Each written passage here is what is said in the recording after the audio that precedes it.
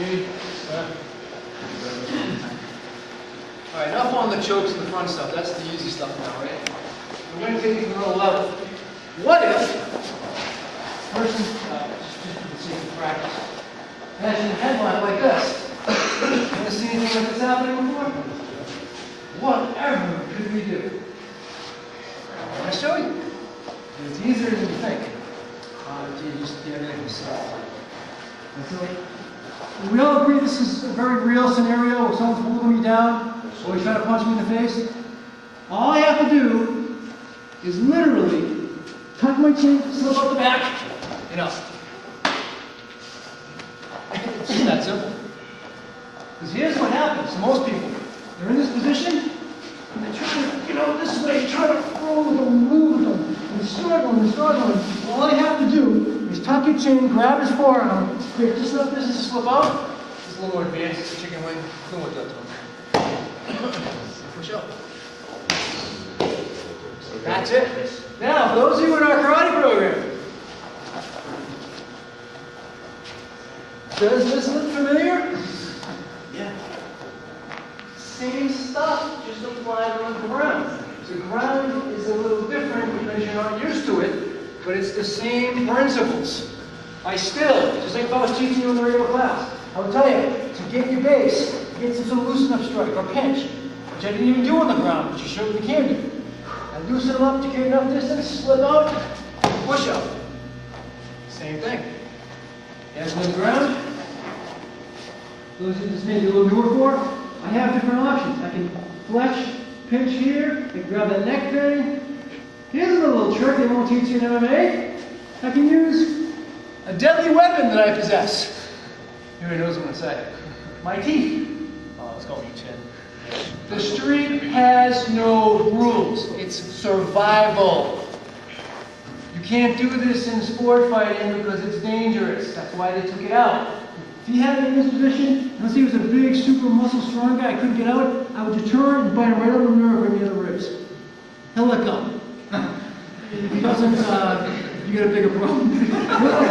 You're going to slip out and just get out. It's just so easy. But you got to get up on your feet. I don't want you cutting it short. Get up on your feet. Very simple. Go for it. Don't really want to point out about that. A couple things I want to point out. Now, if I had him in a headlock and I'm up like this, that's just easy. I mean, it's the same exact thing as stand up. I purposely wanted you to lay down like this. And the reason being, if I have a third party entering, he can't see his lower body, can he, right now? That's not good for my friend here. That's why it's important that it gets out quick. You don't know what's coming. We're going to get the third party entry soon. So when I have him in this position, he gets the escape, and he pushes away. And you notice he went that way, protecting the side that you can see. Cool stuff. Are any questions so far on what we've done? With the headlocks, with the escapes, with the pins? Now, we've covered a lot so far, but this is going to be the base for what we've done. At this point, we're going to have you start applying it a little bit more. We're going to actually have you get in a group of 3. And the way this will work, so we're going to kind of take it back a notch to what we first did. In this case, I'm pinned down on the ground. Grab one of the blockers, too, actually. You want Andy? Right there. Right. Now, the way this will work is that I'm mounted. And what's going to happen is I'm going to have 3 seconds to get back up to my feet, knowing he's coming in. Now, in this case, he's just going to use this blocker as a pattern edge. He's going to try to hit me in the head, hit me in the legs, that type of thing, if I don't get up in time. Now, it's going to be his job, the drill, to hold me down. Because he's trying to hold me down for his buddy to come in and bash my head. I need to get on my feet as quickly as possible, and if more possible, so I put him in front of the other attacker, if possible. It's going to be harder than it looks. And if I don't get up in 3 seconds, this is what I'm going to have you do, to be clear, switch roles. So you're the guy on the ground. Now, I'm going to demonstrate this drill. As soon, I'm going to actually let the person on the ground say go. So when they say go, I'm going to count to myself. Say go, Pete. Go. 1,000, 2,000, 3,000. You see how that's a problem? Now that would simulate me kicking the head, punching them, that type of thing. I don't know if we have enough of these to go around. So we'll probably let the veteran guys actually punch each other, so that'll be fun. Yeah. Just kidding. All right, so do it again. Feet to the ground. Just make sure everybody's clear on this drill. Now keep in mind, all right, what happens if 3 seconds are up and Pete hasn't buttoned up yet? Do you just stay there and take the beating? What can he do if you can't get him up? Use the person to protect himself. Not a great option, but it's still better than getting whacked in the head with a bat or a stick or whatever. So in this case, say 3 seconds goes by, he's trying to get him a 1,000, 2,000. Now I'm coming in, so he needs to shift him. So at least it's better than he trying to take his head off. This is how he's protecting himself.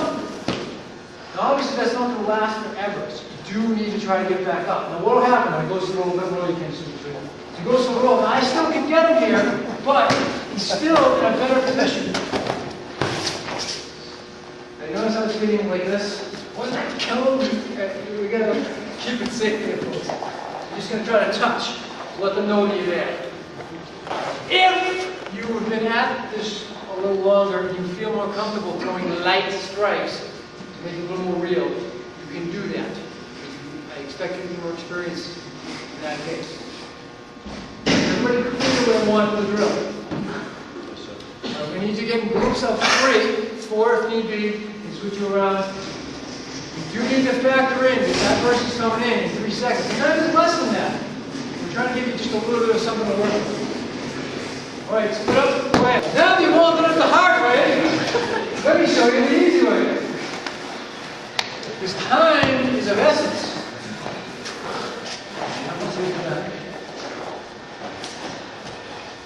A lot of you, and by the way, I forgot to mention, just have your hand in a regular position, just so you can practice it. You don't necessarily have to go for throw it over the help.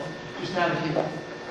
Now when I say go, I don't have time to muscle around with them and try to grapple them and scoop this and scoop that. I don't have time.